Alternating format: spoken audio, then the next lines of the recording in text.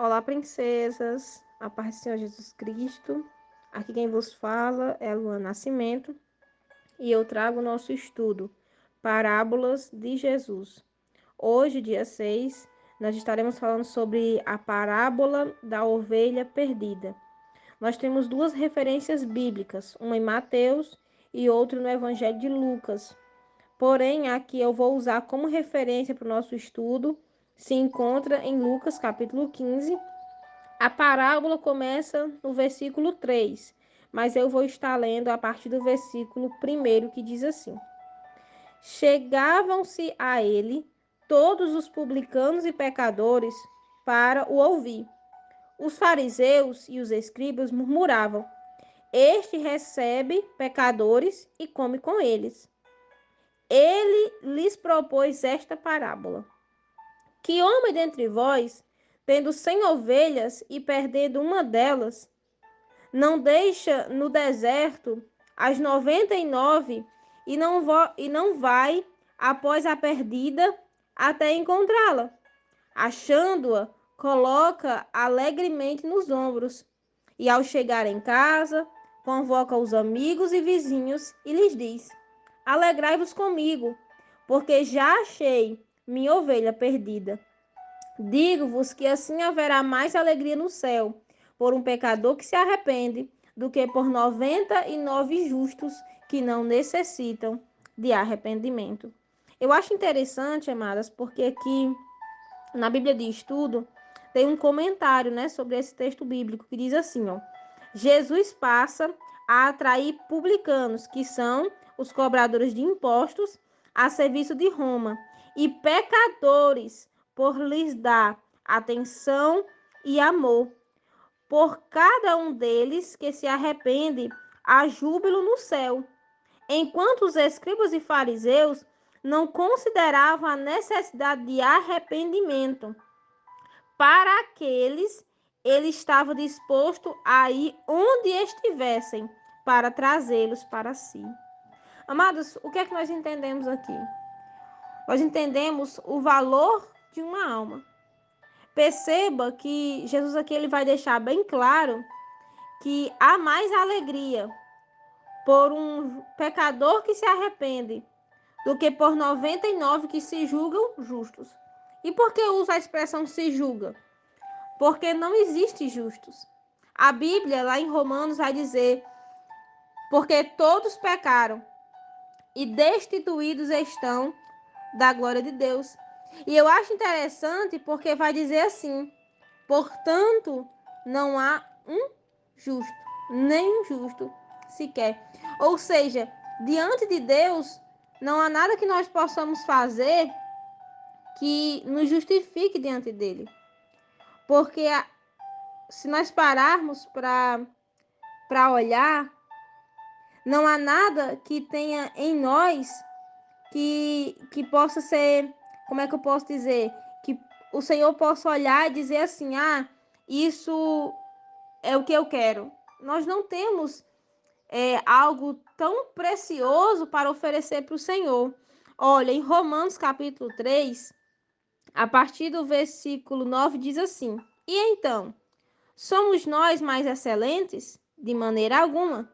Pois já dantes, demonstramos que, tanto judeus como gregos, todos estão debaixo do pecado. Como está escrito: não há um justo, nenhum sequer. Não há ninguém que entenda, não há ninguém que busque a Deus. Todos se extraviaram e juntamente se fizeram inúteis. Não há quem faça o bem, nenhum sequer. Amados, o que é que nós precisamos entender? É que nós não somos justificados pela nossa própria justiça. Nós somos justificados por causa do sangue de Cristo. Então, quando eu aceito a Cristo, quando eu recebo a Cristo como meu Senhor, como meu Salvador, então eu sou justificada por causa do sacrifício que Ele fez. E é por isso que não há justos. A nossa justificação vem através de Jesus. E aqui, com relação à parábola, a Bíblia diz que publicanos e pecadores vinham ouvir Jesus. E os fariseus e os escribas murmuravam. Perceba que paradoxo, né? Enquanto os publicanos e pecadores ouviam, aqueles que eram os conhecedores, que eram os fariseus e os escribas, eles murmuravam. Perceba que não basta conhecimento. Se não houver humildade, se não houver renúncia, se não houver reconhecimento da grandeza de Deus, o conhecimento ele se torna inútil. Eram homens que conheciam as leis, os escribas eram eles quem escreviam ou transcreviam, reescreviam novamente a lei. E ainda assim estavam murmurando porque pecadores, porque publicanos estavam tendo a oportunidade de receber o reino de Deus. Será que nós não temos nos comportado assim muitas das vezes? Nós olhamos para alguém e nós julgamos que o pecado dele é menor do que o nosso. Por isso, ele não é digno de receber aquilo que nós recebemos. Mas isso, amadas, é um grande erro que nós cometemos. Porque a grande realidade é que diante de Deus não existe algo que, vamos colocar dessa forma. O que fulano fez é imperdoável e o que eu fiz tem perdão. Pelo contrário, nós precisamos entender que o Senhor ele está disposto a nos perdoar. Né? Nós sabemos que só há um pecado que não há perdão, que é a blasfêmia contra o Espírito Santo. Mas fora isso, todo pecado ele pode ser perdoado. O que precisa, Luana? É necessário que haja arrependimento. Lá em Provérbios vai dizer, fala sobre isso, diz aquele que confessa e abandona, alcança misericórdia. Quer dizer, eu não preciso só reconhecer o meu pecado, eu preciso abandoná-lo. E a partir do momento que eu abandono o meu pecado e começo a viver uma vida diferente, então eu me torno apta para receber e tomar posse do reino de Deus na minha vida.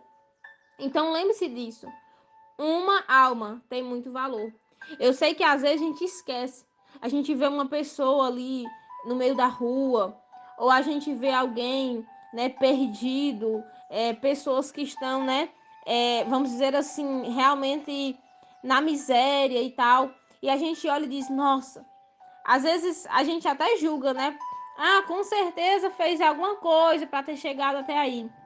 Só que nós precisamos entender que o amor de Deus, ele se estende a todos, independente de classe, independente de poder aquisitivo, independente de raça, independente de conhecimento. O amor de Deus para com o ser humano é o mesmo.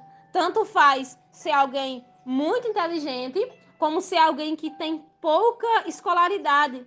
O amor de Deus é igual.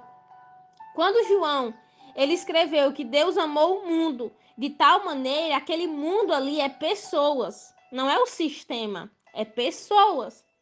E ali ele estava dizendo o quê? Amou a todos, independente dos pecados, independente das escolhas que fizeram, o Senhor amou a todos.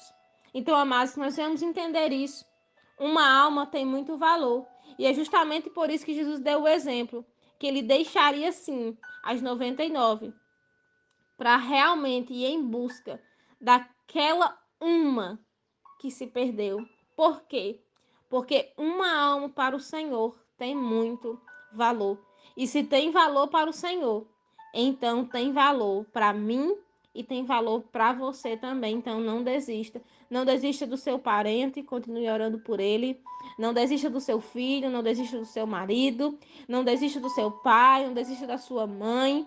Não desista das pessoas, porque Deus não desistiu delas. E se ele não desistiu, nós também não vamos desistir, tá bom? Deus abençoe. Um forte abraço.